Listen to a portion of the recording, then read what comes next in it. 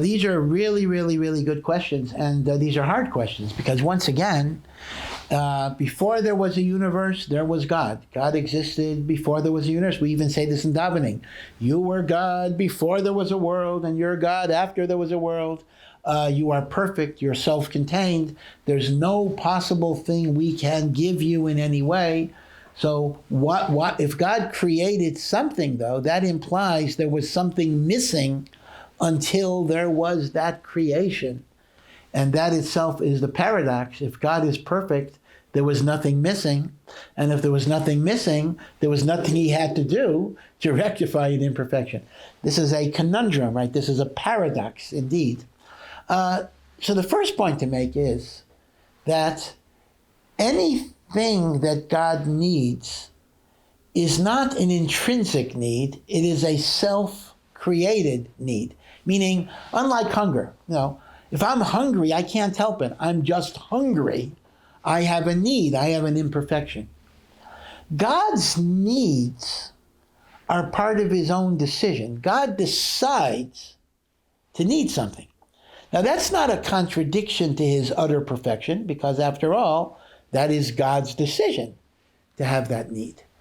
But nevertheless, God, within his essence, craved something. He needed something.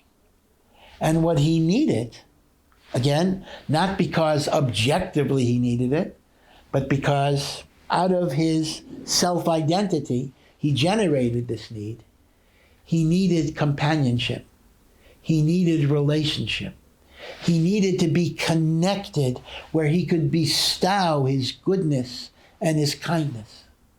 And he wanted to create a universe that was very, very removed from him in terms of being very lowly and in which his presence was concealed.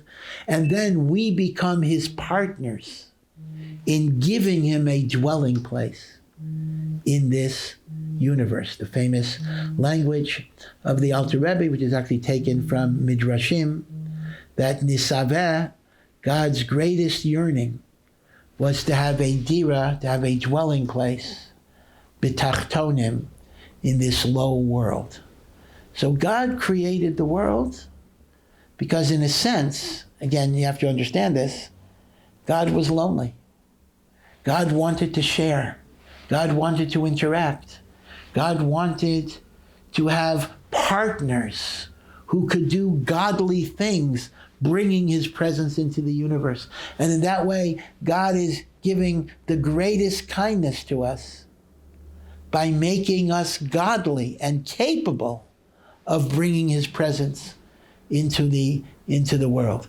So you could describe it, again, any description is going to be inaccurate here, but you could describe it as the cosmic loneliness of one who wants to bestow goodness by giving us a divine capacity to bring God into the lowliest of worlds.